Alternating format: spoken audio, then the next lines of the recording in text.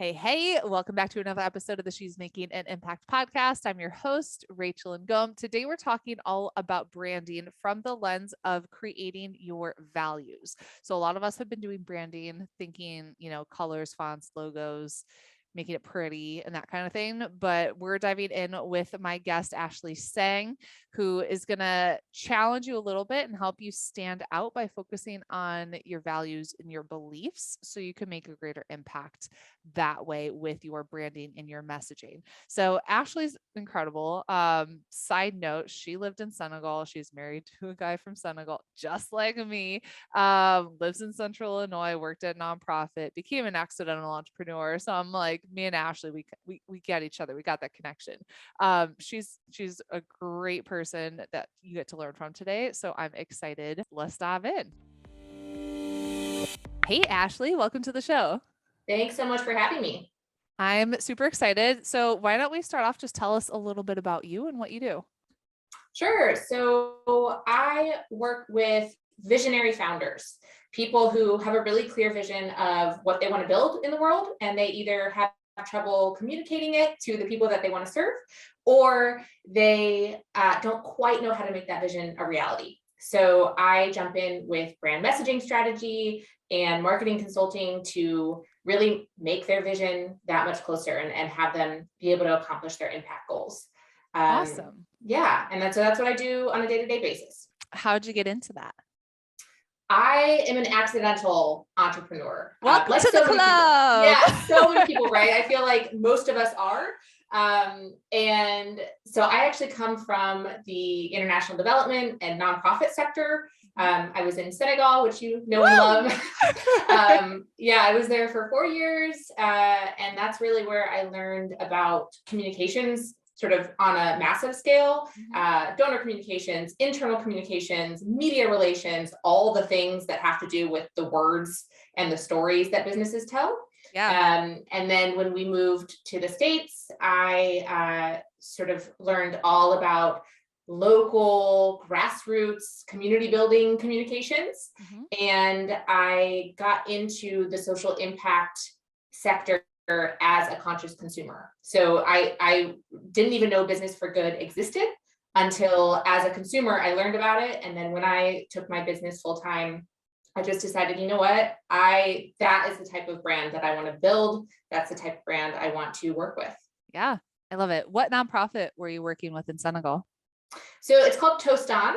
Okay. It's an NGO that is super well established. The founder moved there over 30 years ago from actually Illinois, which you also know and love. Yeah. Yep.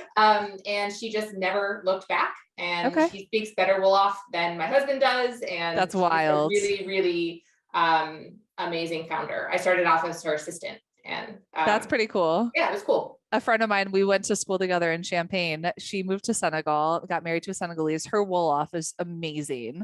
And for anyone listening, Wolof is the language in Senegal, like the main language that you'll speak. And it's not an easy language. Like when I hear my husband speak, I'm like, I can say. So you were there 4 years, so you probably know a little bit. Yeah, I have like elementary. I have taxi Wolof. I have market Wolof. Yeah, I have like pass the salt, turn off the light, household Wolof, but I can't conduct business by any means. No. Yeah, it's not an easy language. I'm like, French is easier. Amazing. Okay, so I love just the different background that you have and the different perspective that you're able to bring to values-based branding. So when we think about branding, a lot of times we think about, fonts, colors, logo. Why is that not what we should really be focused on? Yeah, so branding is perception. That your brand is how people view you. The goal is for what you put out to reflect what people perceive. And that's where all the strategy comes in. But really the visuals you create and the words you use are just one piece of the puzzle. And so, yes, so often we hear how important it is to have a beautiful brand visually. And of course, you have brand colors that are recognizable. You have fonts that are recognizable. You have certain types of images that you always use, or your Instagram feed, has that recognizable sort of layout or whatever it is, right? But what's actually, I think, more important, and what I think can inform the visual branding, are the words you use, the messages that you're sharing, and the values that you are standing for. In my opinion, the values that you stand for are what make you stand out. This is what's going to attract the people you want to attract, repel the people you don't want to work with. And it's really how you become known for something. It's how you stand out. So brand messaging strategy for me is the fundamental for all of your marketing and your operations. Okay, so let's say we want to create this and create our values and all of that. How would we start? So it's a reflection process, right? And also it's an evolution. Your business will not be stagnant. You are not stagnant as a founder. So we put so much pressure on this process. It has to be perfect today. And I am the first to fall into that trap, which is why outside perspective is so helpful. But just know that it is a process and it is an evolution. But these values really are what's going to anchor you long-term, even if they change slightly in the long term. So you really want to start thinking about, what do you want to be known for? How do you want to make people feel? What do you want to be associated with? So this I'm gonna pause you. Listeners, this would be a really good time to grab pen, paper, and you can like pause us. So what do you want to be known for? How do you want people to feel when they interact with your brand? What do you want to be associated with? And so, I mean, for example, that comes into play in the types of conferences that you show up to, or the types of joint ventures that you do, or if you have a physical product, what types of retail stores you want to be stocked in, right? If you have something against the Walmart machine, then that would be a bad place for you to place your products if it's against your values, right? But if accessibility is super important to you as a brand, then maybe Walmart is the perfect place for you to be, even if you don't love everything that they do in the world, right? So your values are really that gut check, and they're really that starting off point for any decision in your business. Okay. How will this help set us apart? So we all do offer something, right? We have some sort of product or service. And unless you are the most visionary person ever, you have competition, right? Someone does the same thing as you, right? And of course, your personality is a big part of it, especially if you're service-based. And maybe the features that you have are slightly different. But at the end of the day, we offer consulting, or we offer skincare, or whatever it is, right? So what sets us apart is us as a brand, and our values and our voice and the community that we build and what we stand for, right? So if you are in the running for some sort of project, and you have a service-based business and you want to stand out, the best thing you can do is make your values known. Make it known what it's going to be like to work with you. And you can do that on sales calls, but also you can lay all that foundation through your content, through your email marketing, through your newsletters, through your social captions. And again, through the association. What's an example of that? How would we do that? So for example, it's Black History Month right now, right? So if diversity or inclusion is important to you, how often are you posting about Black History Month? Or do you only post about Black History Month and raise up other people who don't look like you necessarily on, February 1st? Or are you constantly showcasing creators that don't look like you? Or are you constantly working with contractors who don't look like you, et cetera, right? And it could be Black History Month, it could be Pride Month, it could be any sort of Women's History Month, any group of people. If that's important to you and your values, how are you showing up? Are you doing it just to check that box because everyone is doing it, quote unquote? Or is that something that you're living out consistently? your audience will feel that. They'll notice it. They'll know if you're just checking the box to be politically correct, or if you're actually living out your values. Mm-hmm. Got it. You mentioned attracting and repelling based off of your values. So can you explain what that looks like? Yeah. So let's see. For example, if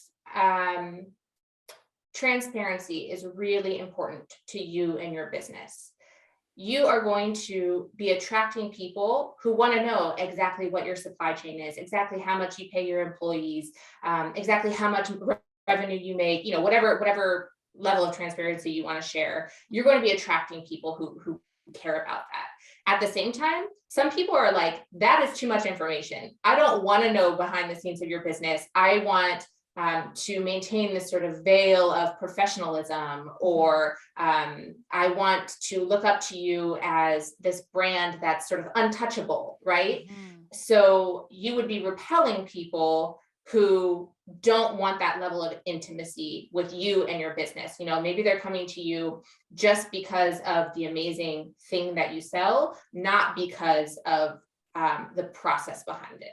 So that's one example, and it works for any value. No matter if you take a stand in any way, you're going to be attracting some people and repelling others. That's sort of the danger, but also the beauty of it. Have you had an experience where you repelled somebody? I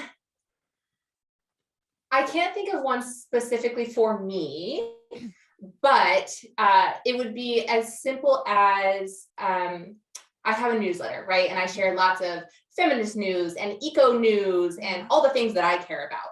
Right. And so if someone happens to be on my newsletter and doesn't know I care about those things, and they're like, why is this tree hugger sending me information about solar panels, or why is she on this feminist rant about how women should be earning the same as their male counterparts? That would instantly repel them. But I don't want people who don't care about those things in my audience. I don't want to be in their inbox because I'm not going to be a good fit for them. So it's really as simple as casually and very officially taking a stand for what you believe in. Yeah. I think a lot of times we have like a fear of losing out. So if we do take that stand, we're going to offend somebody, we're going to lose business, whatever that looks like. I remember one instance in particular, I shared, it was like a devotional or scripture or something inside of my Facebook group. And we had thousands of entrepreneurs inside of the She's Making an Impact Facebook group. And I had someone get really offended, comment on that post of like, I thought I was joining this group for business. I can't believe you would share this in here. And she left. And I'm like, well, I know I can't help everybody. And I know I've been called to like be a bridge between faith and business. And it doesn't have to be one or the other. Like you can do both at the same time. Right. And by her leaving, I'm like, I hope you find what you're looking for, and you're going to find the business help or whatever it is that can serve you in that way. I might not be the best fit. Exactly. You don't want to force yourself in a box to be able to serve everyone. Yeah. You want to create the container so that you can welcome people in who want to be there. Yeah. And that is so much more symbiotic for you as the business owner, but also you're going to have such better results for the people who do want to show up and who do want to be in your community. So the repelling is really, really scary, especially if you're just starting out or if you're in sort of a dry spell, but the repelling is just as important as the attracting. Absolutely. Who's doing values-based branding, marketing really well? Like who's a good example that we could look to? Yeah, one of my favorite is Aether Beauty. They are zero waste. They are non-toxic. They're women run. She does a really good job of celebrating all kinds of different makeup users. They just are killing the marketing game, but also just running an ethical business. So definitely check out her content on Instagram, especially. They are a really, really cool brand that definitely leads with their values and has been able to really make a splash in the makeup world, which sounds sort of superficial, but it's actually super important. Like she's doing really important work. So yeah, I love what she's doing. I think nowadays, like, this conversation is really important. And I think it's becoming more and more important as like we can see what's going on with people's businesses and everything. Like we can see a lot more transparency, and like we want that transparency. We want to see like, is this company aligned? Is this coach aligned? Is this aligned with what I actually believe in? So I love this conversation. Um, let's talk about how you're using your business for good. Because a lot of us, we're impact makers, and we want to know, like, what can we do to make a greater impact using our business? So what are some things that you've been able to do, or clients that you've been able to help? Yeah, so I have a sort of a theoretical answer and then a really concrete answer. So the theoretical answer is I'm really aiming for vicarious impact.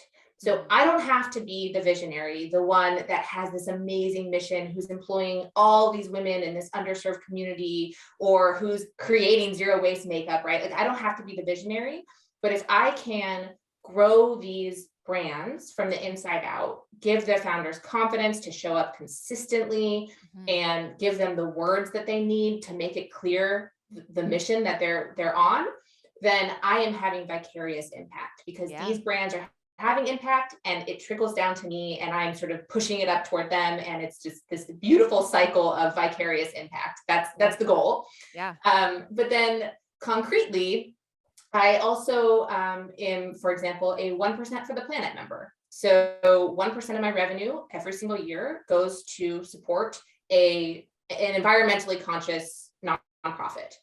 It's my way of giving back. It's my way of paying forward and sort of bringing in my clients without them having to do anything, because I'm the one that donates, at the end of that chain. So that's a very simple way to make an impact on a concrete and monetary level. Cool. So we talked about some of the questions that they can answer about like what's important to you, what stands out. With our listeners leaving today, what's like something really concrete that they could take action on, so they could really implement this and live this out?